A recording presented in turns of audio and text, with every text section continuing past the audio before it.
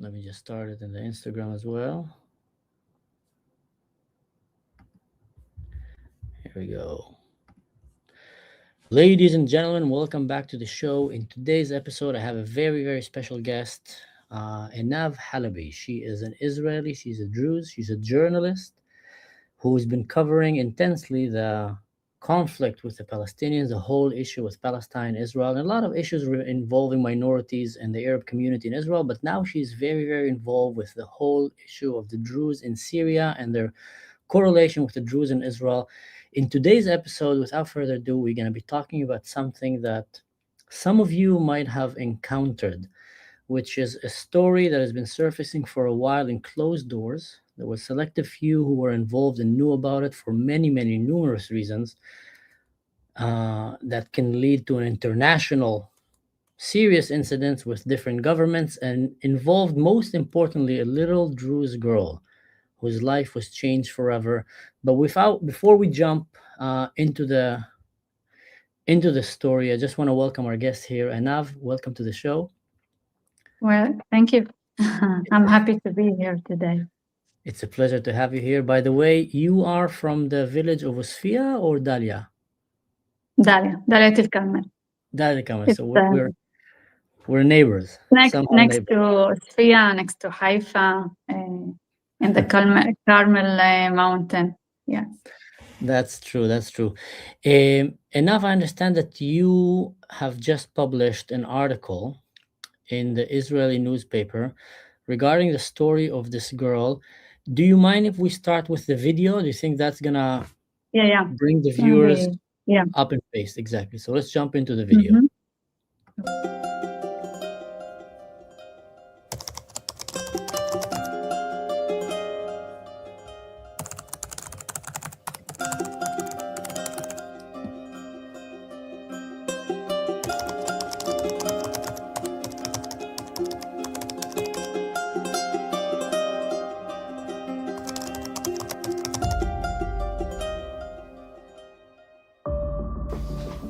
عمري 14 سنة ففاتوا علينا وبلشوا يهددونا.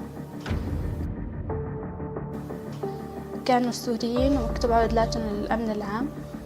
جاء فات واحد داعشي هو ما ملثم مو مبينين غير عيونه. وقفني شلحني وعي ما في وسيلة يتواصل معي. وكان في مثل فريزة صغيرة على البرندة المسكرة. وقفني عليها وكثير ضربني، يعني كنت أنا كثير عم بصيح فضربني كثير على وجهي حتى أسناني تأذوا من كثر الضرب اللي كان. وقفني على الفريزة وحاول يغتصبني، حاولت أن أقاوم بس صار يأذيني كثير صار يضربني. بعد ما اغتصبني طلع لبرا، في فوق 20 شخص بالبيت عم يهددوا أهلي وهيك. بدي بين يعني.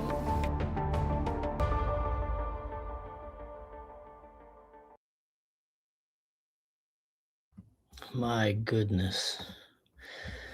From what I understood, the story was revealed not long ago in the EU Parliament or something of that like, in closed doors. Yeah, and also in the UN. Yeah, in the UN in Geneva. Recently, it's happened. And this girl, Noor, let's say her name is Noor. She's only in the 9th grade. She's 14 years old. My God. For me, she's just a small girl that what's happened for her, it's unbelievable. I know that she didn't mention it here because it's very short, but 3 jihadists was robbed here. 3? 3, yeah. 2 was from the defense, what we call the Syrian Defense Ministry. 2 was Syrian. They talked in Arabic. And the third one was jihadist from ISIS.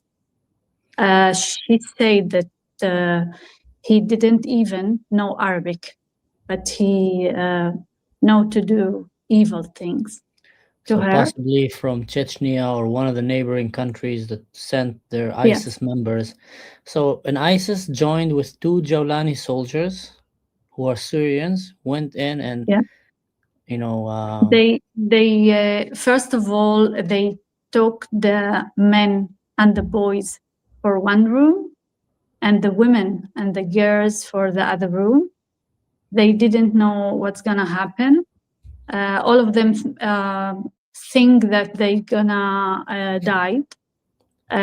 They ask her to come with him, with one of these military guys, jihadist, not guys. And they took her for the balcony. It's not open space. It's a closed balcony. And they beginning to beat her. Nowadays, she lost her teeth. She lost her teeth from the beating of the soldiers. Yes. The jihadists. Yes, because all the time she was shouting. She wants her parents father to come, and her father. They took him with the men. So it was like when the third one was coming to grab her, she was so tired. So she couldn't even resist.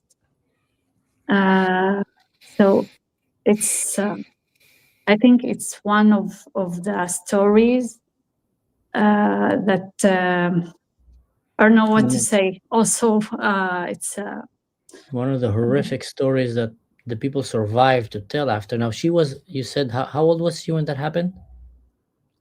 14 years old. She was 14 when that happened. It was in July, the last July. So it's... She was 14 when that happened. 3. Now, do we know anything about the men who did that? Are they still alive? Yes. They saw the names. They have their names in the uniform. So they know because these people, this jihadist, goes to other places to also to kill people and do these things to the Druze there. So people in Sweden saw these 3 jihadists. So I think that they already the UN knows the name of this jihadists. Know who they are. Do we know, was this officially already confronted with the Syrian government? Do we know any reports of, was this brought to the attention? Not that I think that they care. We all know that the Syrian government right now is very shady in the way that it's trying to run the government and run the country. But was this brought to the attention by anyone to bring them to justice? Are these people still on duty? Do we have any idea what's happening? First of all, Noor is not the only girl who or get these evil things. We know about another girls, but Noor was the first one who want to share her story because Noor is one of I don't know the last number of these girls, but we have to know also that the Druze community is a closed community. It's like a shame to talk about these things. So it's kind of it's something that maybe be like a limit for these girls talk and to share the stories. And also, I think that the UN didn't do the role to come to Sweden more than one time and to speak with these people and The to search. UN, yeah, the UN doesn't care about what's happening to minorities in the Middle East. The UN cares more about covering up for the ones who harm minorities in the Middle East. For those of you back home who don't know, I'll just give you a little bit of context. We both come from the Druze, religion. And for the good and for the bad in that religion, it's a very, very closed religion, and it's very protective over its women in particular and over little girls. And often things like that, if a sexual crime happens, the family would many times choose to maybe kind of keep it on a very, very Mhm. low queue for the sake of the person, for the dignity of the woman, for the future, thinking, Yeah. how can we marry her in the future? Who would want to marry her? Mhm. It's still a very old fashioned, in that aspect, for the good and for the bad, like I'm saying, Yeah. in terms of the family cell, the family traditions and marriage. And there's a lot of shame that involves Mhm. in that. And sometimes parents will choose to bear that shame and hide it inside, just not to deal with it outside, or just to think about their daughter and think Yes. like, if it's a small community, the Druze were about a Mhm. million and 200,000 worldwide, give or take, Exactly. and everybody almost knows everybody. And to have your daughter who was violated by three jihadist men, and the shame, the pain, the trauma, and then if Mhm. her name will be exposed, to think Yes. that she will walk forever with that stigma over her head, it's something that is just, they just don't know how to handle it. I think many Druze people are not equipped to even as a society. Like, how Mhm. do we deal with that? Do we share the story? Um, Like, do we yeah. not? In this case, Mhm. actually, I know the parents. The parents is well educated. I can say that they are open minded. There was another problem that actually they couldn't treat their daughter mentally treatment or anything else, because this kind of treatment are just in Damascus, not in Sweden, and nowadays they can go there. And actually, this girl nowadays she is not in Sweden. She go out Thank God. for the first station uh, because she wants to begin new life in Europe, one of the European countries, because I think it's so hard to have a mentality treatment for her there. And I think that she has to go out from there to be in a safe place, because no one now know if there is gonna be another massacres or something like that in the future. Hmm. We never I, know. I tell you what, I think even a girl like that will become a target for that regime. A Mhm. girl like that is just exposing their behavior, their wickedness. How come that two of your soldiers raped, forgive me using that word, an innocent 14 years old girl with an ISIS member that is a foreign ISIS fighter? What is an ISIS foreign fighter from Chechnya or from another country around the Middle East is doing with your soldiers on uniform with their names, going to houses and doing that to little girls? And I'm pretty sure that's not the only case that they've done. That might be the only Mhm. one that survived, and they beat her up and broke her teeth. Like, so I think that that regime is undoubtedly will want to silence that girl. I can tell you even, a heartbreaking story. I have two very dear friends. I'm not going to share their names right now. And they were Druze girls who were supposed to go to the European Parliament to speak. They were invited. Mhm. Everything was set already. Mhm. The meeting, everything was set. And the topic was about these kind of cases, about Mhm. minorities and about women and about children, about little daughters and how they're being treated in Syria. And there were panels and there were everything, like, it was flyers given. And then a few days before the meeting starts, someone gives them a call. It's finished. There's no meeting. What do you mean there's nothing? No, don't come. Khalas, finished, completely canceled, erased. So there's forces behind the scene that are Mhm. working relentlessly to cover up for the crimes of the Syrian regime, to keep that image as if they are a good country on the expense of little girls, on the Mhm. expense of families. And the Druze, we don't have a voice. I mean, Yes, exactly.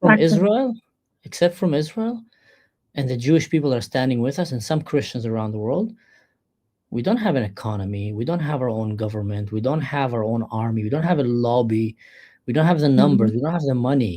So we're very, very easily to silence that kind of a Yes, voice, especially the, from a girl like that. And to, even if she was still in Syria, I'd imagine they would really try to come and get her, because I'm pretty sure there's people right now in that jihadist world are thinking like, why did you leave anyone alive? Look what you did. You just left evidence. You actually, know? and I think that to wrap a Druze girl, and for this jihadist, it's like mitzvah. It's like something that they have to do by law, by Islamic law. So it's something also from the Sharia, from the. Mm-hmm. Um, so I think that they did what they did. It's not something that come of the blue and do something that they didn't think about it. I think they think about everything to do there, and we also saw all the massacres that they did. Um, they did what they did because we are Druze. That's all. Because these people that living in Sweden is Druze, is minorities. They didn't think that Israel gonna involve and also do like a military operation for like To save how them. we say, yeah. No, So I I've think I've met a guy here. I was speaking in one of the parliament buildings here in Germany, and a Druze man, a young man, came to me after the show, and he told me, I've been following what you're saying. Thank you for your work. And he shared with me a story that he's been living in Germany for about 9 years, and he went to Syria to visit his family in Jaramana just before the fighting started. And just as he arrived there, the fighting started. They seized on him. They were killing people, shooting people, and he thought that he's gonna die. He thought, like, I just came back here to see my parents, and that's how I'm gonna die. And as the fighting was going, Israeli airplanes came and attacked some of these jihadis, and they ran away. He said they ran away, and that was mhm, his chance to run away and get out of the country. And so he came and he told me, Bibi Netanyahu saved my life. And you meet a Druze person from an enemy country that is standing in front of you and telling you, Israel saved my life. Your prime minister was adamant about it, saved my life. Your military, your air mhm, force saved my life. It was something that was just, insane for me to hear. And mhm. when it comes to these girls, I mean, many, many lives were saved because Israel stopped it. Otherwise, it would have continued doing that. And Yeah. Yeah. it's just Um, yeah. I think that now also because we are in the like election year before an election in Israel. So also the many Druze people are talking about this issue because Benjamin Netanyahu is the only one yeah. who all the time, if you see his statements in the last time. All the time he mentioned the Druze people in Israel and also in Syria. So the Druze people here also all the time ask, maybe we have to elect this man again because of his statement and what he did also in Twitter. No, I tell you what, like I would have never thought of voting for him in the last few years, but if I would have voted right now after what happened, he's definitely a candidate because of what he did.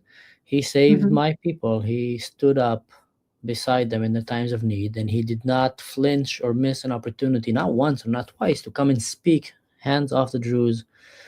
And people are joining the episode right now. I'm gonna make a quick recap, guys. I'm gonna show you the video. I'm here with Einav Halabi. She's a Druze journalist from Israel, from Dad el Kamel, and she has been working for many years now covering the Israel-Palestine story. I know that she interviewed some very prominent figures from Gaza. Among them was the leader of... you know that he died. I know, I heard that he was... what was his name? His name was Yasser Abu Shabab. Yasser Abu Shabab, who was the head of the resistance against Hamas, who was apparently assassinated not long ago. So you got to interview him. I think you were the first one to get a personal interview with that. That's amazing. And you also got to interview the family of that girl in Syria and to talk to members and hear testimonies and hear audio recordings, and wrote an article about the hideous sexual attack that happened on a 14 years old. So for those who you just joined the show right now, I'm going to show you this video. This is probably the first time ever that I would say that I'm happy to see an AI generated video. Usually we say how dangerous it is and how scary it is, but in this case, they had the girl speak with her back to the camera, and then they used an advanced AI imagery to replicate a very realistic image of the girl and to use her voice in that girl to give us the story in a human-like way. So that's probably the first time that I would really say, wow, I'm actually happy to see an AI imagery here.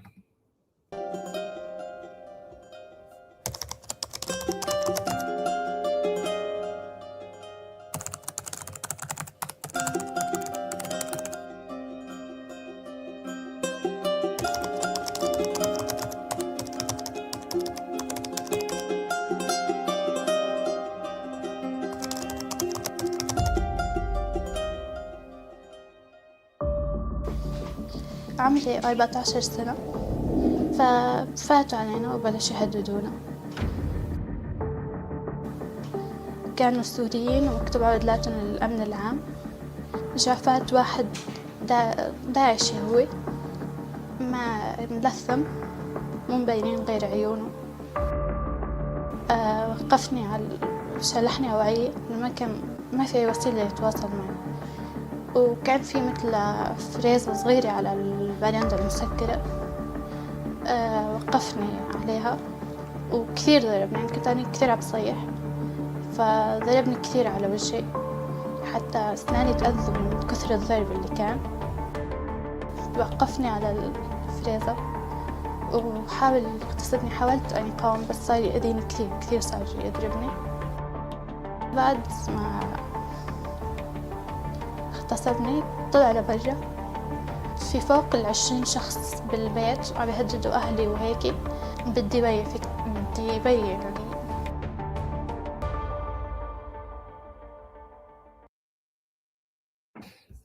When she says the word بدي بي, that's just, as a father, as a parent, that breaks my heart.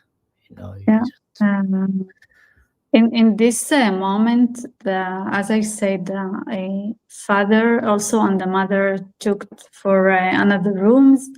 Her father also saw his father, like the grandfather of this girl, also was beating his 80 years old.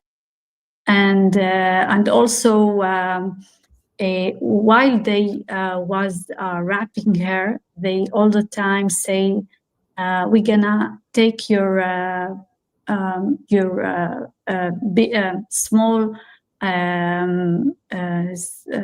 brother, and we're gonna kill him."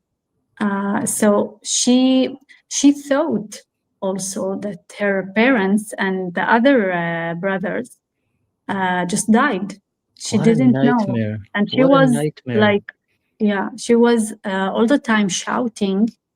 And she say also in the video there was like more than 20 jihadists in her house, and she didn't know. She thought that she gonna died now. What a Uh, nightmare. yeah, it's yeah, Being in that it's horrible. situation, one day you're just playing with your friends and thinking about school and thinking about, I know that the Druze in Syria are very educated, and especially the Yeah. girls, they're very good Mm-hmm. students. And many times that's your only hope when you're living in a country like Syria, especially for minorities. That's why the Christians and the Druze there are very Yeah. educated, because their power is their knowledge. So many of them just dream on the day that they can go to university, and then out of nowhere, you find yourself, your family is being massacred, killed, tortured, and you're Mm-hmm. dragged to another room by some jihadists, and they're um, Yeah, and also nowadays when they celebrate so-called 1 year of a Sharia regime, we saw all the people that was celebrating there. They all of them jihadists. They are not look like Syrian, not look like Arabs. They are very jihadist, Islamic, but they are from nowhere. They are from somewhere else, and all the time they are talking about jihad, and they like also bring some solidarity with the Palestinian, with Gaza. Um, I yeah. remember that the period of time of Al-Assad wasn't like that. It was Mm. worse, not like that. So we hope that just it's gonna be another massacres in Syria against the minorities, because it's We're afraid. Yeah. No, I think I've seen some of these videos where their army in the parade is saying that they're gonna come and liberate Gaza and Haybar ya Yahud, and then they're saying also that they're gonna have rivers of blood flowing in Israel, Mhm. and they're chanting, and we've seen also the action of the Syrian army, and many of the Syrian people is exactly the same like a Hamas on October 7. Actually, and Exactly. also I know someone from Gaza that told me that in 2018, many people from Gaza go to travel to Idlib. Idlib, it was the Al Qaeda space for Al Julani. So they was a lot of people from Gaza going there to have jihad and to have a training, and also nowadays we heard about Hamas that going to Syria to have some maybe operation. We hope not, but Daraa, it's so close to the Israeli border, so it's so danger. I think Israel should do something about against that, because it's Hmm. a threat in the Israeli security. Dara is the next Gaza, and the main difference between Dara and Gaza, that at least Gaza we were able to at some point control the borders to some extent. And even with that, you saw what they did and how they surprised us with the wickedness and with the intention to kill. In Syria, there's like literally all the borders are open. Only the one by Israel is protected. All the rest is just free game for jihadists. I mean, this Chechnyan guy that was there are plenty Mhm. of them. I've heard that there were many even from far away, like Somalia. I've heard that there were people Yeah, joined there. So jihadists from actually. all over the world went there and to go on jihad because it was a chance for them to go and kill in the name of Islam. But I want to ask you something. Why is it, do you think, that we're seeing it so commonly practiced among radical Islam and jihad, this sexual crimes where they will come and see it as almost a holy thing to do, to go and sexually assault women, little girls, old ladies sometimes. Like what, like why would someone do that? Like you don't grow up thinking as a 4 years old, 5 years old, I want to grow up and go and rape someone. Like where does it go wrong? Rape a Druze or Christian. It's like Christian. yeah, it's I think it's something in the Sharia, in the Islamic law, that it's something from the previous time of Nabi Muhammad, something that was happened in many years ago, and in the their dreams to make Islamic State again, maybe in Syria, because I think we are going to this way to have like a Islamic state, to have ISIS jihadist everywhere there.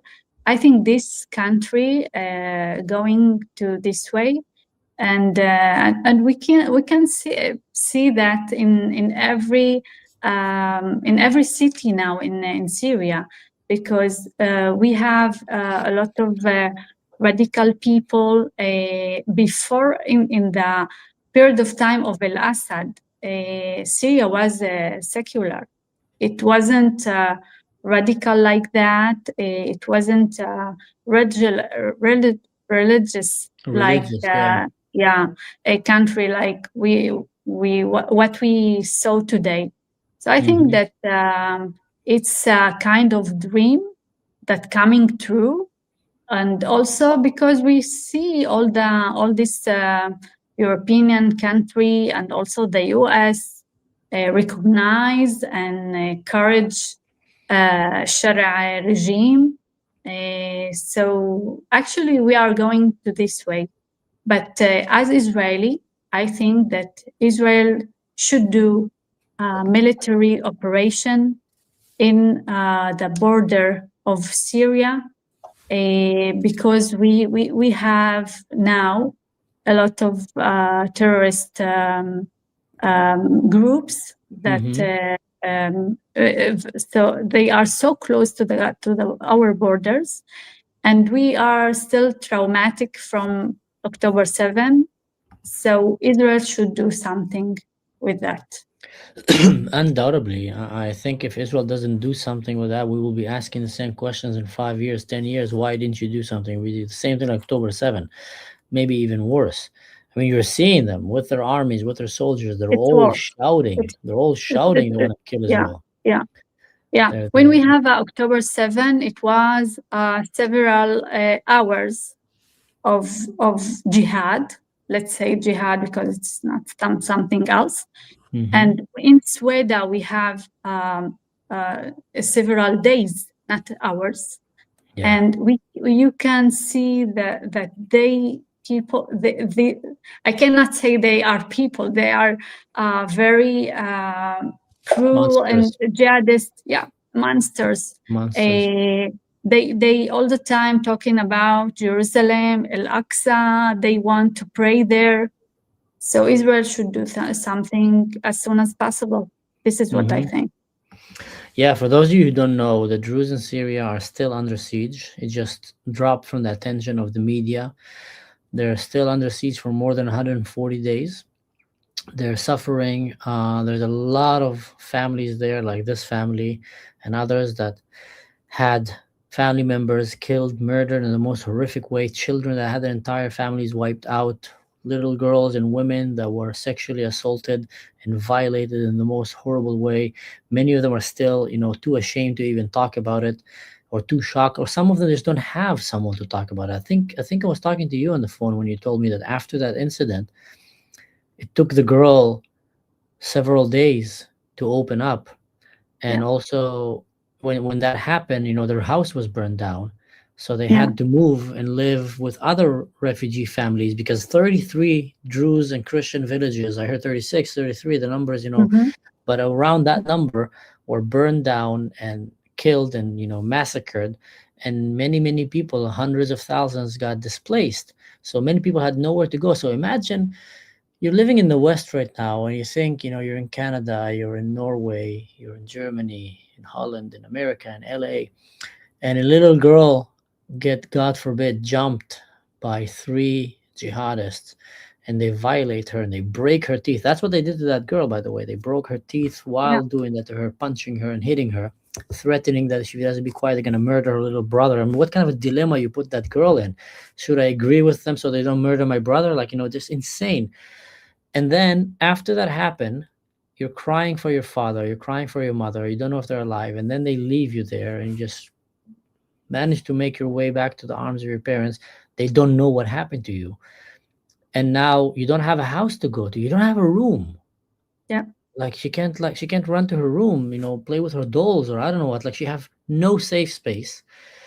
And then there's no house, and then they're staying at someone else's house with other families that are Yeah. tragically, their life has been destroyed. And only after several days I understood the Yeah. parents got aware. Yeah. And also because she was also bleeding physically. They didn't know what's happened to her. And afterwards she goes to the doctor and there and then to the hospital. When they know that what's happened to her, they didn't know what to do with her, actually, because mentality treatment, there is no place to have in Sweden. And actually they was in shock. They didn't know, and all the time she was there was a quiet. She didn't want She to wasn't share. talking. Yeah. Yeah. So also with her mother, because as you said, she was with other families, and there was no space to speak with the mother. So she all the time was crying or in a silence. It was She can't they share ask with and get anyone. She needs to hide. Yeah, that's insane. We have Phoenix here, trading 4773. He's a Druze from Lebanon. He's asking if she is safe right now. So as far as we know, Phoenix, she got out of Syria for her own safety. Obviously, she have big risk from the regime to want to silence her and others. And right now, we're not gonna we can't disclose her location, just to say that she is right now safe. But I also heard that she is dealing with the traumas herself and trying to recover. I gotta admit that I became aware of that story quite in the beginning, close to when it happened, and we were involved in some effort to try to help that girl get out of Sweden and reach medical assistant and mental assistant in foreign countries. And it was so difficult to save yeah. her and get her out of there Mhm. and keep her identity secret. And there were attempts in the past where countries came and showed willingness, and I can't give too much information, but they showed willingness to help bring her out, but by one condition, that she goes and she shares the story. And when that came on the table, I was very, very glad to be to know that there were honorable people that were working on that case, because when we were talking about it, they came in and they said, no, our main priority is the girl. Yeah. If she will choose to share that story, that's very good, because then it can expose that regime. But our main priority is the girl, and we all agreed anonymously that we were never gonna put pressure on her or her family to, because it's very easy to put leverage on someone who's poor, someone who's Yeah. hungry, Mm-hmm. someone who's desperate. You're a father, you're a mother, you see your child fading in your hands. You care about your child, you want to save her future, you don't want her to lose her future. Maybe she was a bright child, that a wonder girl, that you think like the whole world is in front of her. She'll grow to be a doctor, she'll grow to be a lawyer, a journalist, an astronaut, she'll grow to be a great Mm-hmm. human, a mother, do great things with her life. And then this happened, and as a father, as a mother, you don't want to lose hope over your child, and you think, what is the best thing I can do for her? And the best thing is to protect her, Yeah, mentally and physically. to protect her, I think, to get as her parents just act to go out from there, because this traumatic place will return all the all the thing, the cruel thing that she has there. And I think that it's was a good choice for the parents to just to go out from there, from this place, because I think she deserved to have a new life, and also opportunity to have protection, to live a regular life. I think it's very important for her. Yeah, no, that's exactly what we were talking back then, and we all agreed, and we said that we will not let anyone coerce, pressure that family into agreeing to a deal that will harm that girl. And then that story kind of faded a little bit. I wasn't involved in it anymore too much. Mm-hmm. We all have a lot of things that we're involved in. And all of a sudden, I saw this AI video surfacing. And that's when I sent an email to my contacts and I said, is that legit or not legit? Some of them were even confused. And all of a sudden, we understood that the family did choose to go out with a story, but with protecting the identity. But that just shows you how desperate things are becoming there. Yeah. That the people there are literally crying for help, crying for help, crying for attention. But in the West, they keep believing that the perpetrators are the victims and that the victims are Islamophobes. In Europe, when I go and I warn people about these things, they call me an Islamophobe. Or they kind of roll their eyes like, yeah, you're Israeli. And I keep trying to tell them, guys, well, why are you rolling your eyes? Like, who are you afraid to offend? The people who did that? Like, you're afraid that they will get offended because you expose them? Like, where is that morality like leading? There is evil people in the Middle East that are doing evil things in the name of their God, and there's innocent people that are being hurt, and these innocent people are often too afraid or silenced, can't speak. And I would even say many of the victims of these religious fanatics are Muslims themselves. Yeah, Do you know actually, how hard it is for peace-loving Muslims to speak? They're terrified. They don't dare. Yeah, I can say from my experience as one who covering the Gaza war all the time, because I'm just working Israeli media, and actually I cannot be against my country as they protect from me as non-Jewish.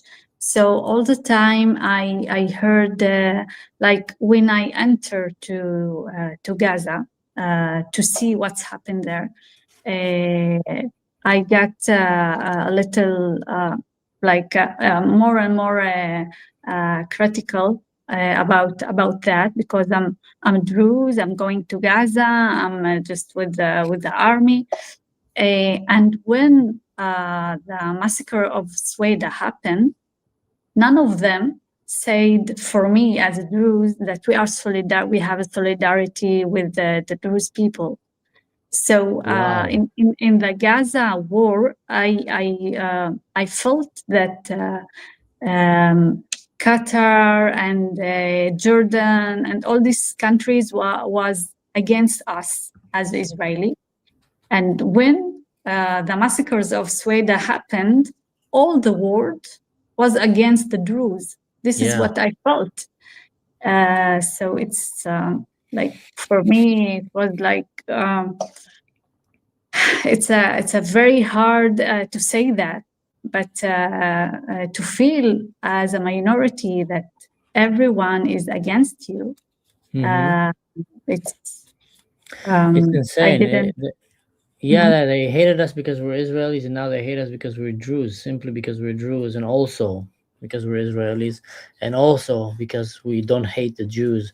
It's insane that one of the criteria to be hated in the Muslim world around Israel is to not hate the Jews. So we're not talking about love the Jews. If you don't Mhm. show hate toward the Jews, you will be hated, you will be harassed, you'll be assaulted, Yeah. you might even get killed.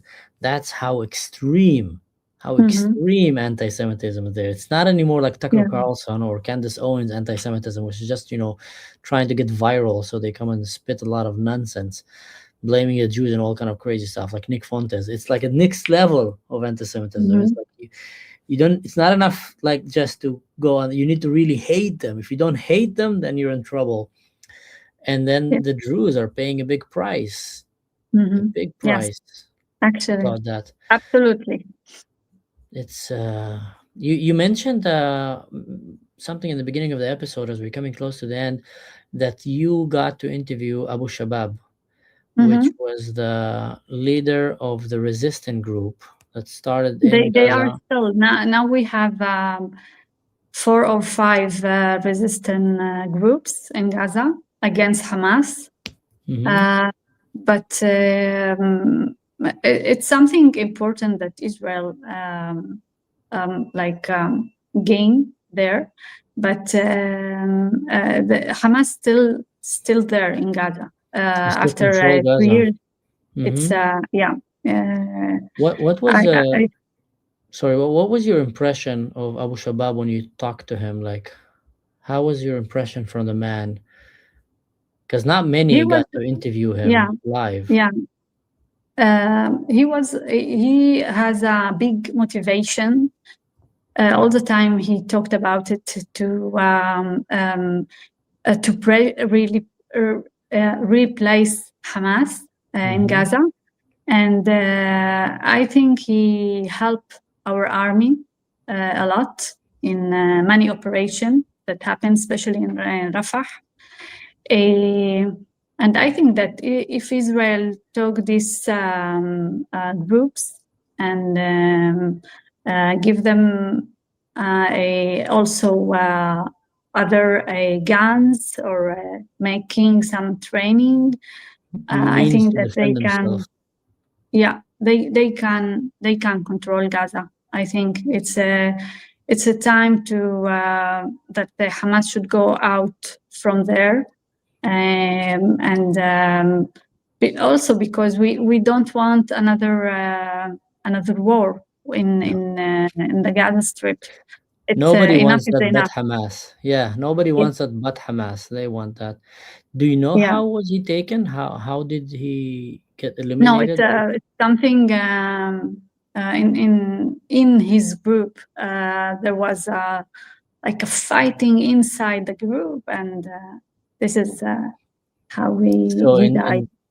inter Yeah, internal internal assassination maybe, or yeah. internal power They struggle. are Bedouin, so they have Yeah. a lot of. Um, For those who don't know, the Bedouin society is one of the societies that actually is living and dying by the sword. It's part of the culture there, an eye for an eye, and honor killing, and a lot of fighting that are still happening. It's a very different society than what some of you might be seeing in the West. So it could have been Hamas, it could have been assassination, it could have been a battle over family, dignity, honor. Could be many things. We don't know enough, but at least I don't know enough. Whew. Wow, what a crazy story! What a crazy story! And now it's as a parent, it's really hard for me, like to think about the story of this girl. I'm sure for you as well. mhm. Yeah, yeah. Um, Actually, actually. This- But I just, as I said, I'm looking to for the future. I think that in one of the European country, she's gonna have an opportunity to open a new life for her and also for her parents and other brothers, because I think she deserves a new life, in a new opportunity for her. Mhm. Because also I know that she is a very good student at school, and she's also she is the big sister, so Mhm. she's very responsible girl. So I think she deserves it. Oh, amen. Amen to that. I really hope so as well. I want to thank all the viewers that came here and the support that you showed. I don't know if you've been seeing the comments here. People have been writing a lot of beautiful comments and also a lot of sad comments about this reality. I want to remind everyone back home that we are the Druze. We are a minority among minorities. We are a very peaceful community who is only trying to live in dignity and in peace. And the only place right now that we have the full freedom to live like that is in Israel and some pockets around the Middle East, but mostly in Israel. The rest are either suffering extreme persecution and ethnic cleansing attempt, or living on a constant fear that it might wake up on them on any given day. It is important that you help us bring that voice, if you care about the Druze, if you care about us, to help us bring that voice out there, because there's a lot of big forces that are trying to silence us as we're trying to pledge for the rights of minorities in the Middle East, the Druze and the Christians and others, because there's a lot of evil, very, very capable, very rich forces that are trying to make Syria look good on the expenses of the minorities and to wash away their crimes because it doesn't make it look good. And we're just trying to bring justice for these people and be a voice to the voiceless. Enough. Is there anything else you would like to share with us as we come close to the end of this episode? Something that you feel is Mm, important? you promised it to me half an hour. We are talking more than Yes, yes, yes. it's We almost went for 1 hour. So it's I think that we talked about a lot of things. So yeah, so, exactly. We covered it. yeah. So I want to thank the viewers back home. I want to thank you so much for giving us from your time, Thank you and I also for wish you the to viewers. keep doing a great job in journalism like you're doing. People have been asking me about how can they follow your Instagram account, and I told them enough Halabi. I will leave the link as well Okay, here, and any great. link that you have for your Twitter and X account and others, I would leave them here for people to know and to follow you. She have a column that she writes in the Ynet, I think, correct? Yeah, yeah. And Why not Video Tahono? Yes. Wynette Edekhonod, and she's a well-respected journalist in Israel that got to cover a lot of Thank the you. war stories that are happening. No, everybody that I know that know Mhm. you admires you, and we really Mhm. admire and very proud of your work. Thank you so much, everyone. God Thank bless you. you. Stay safe, and see you next Thank time. you.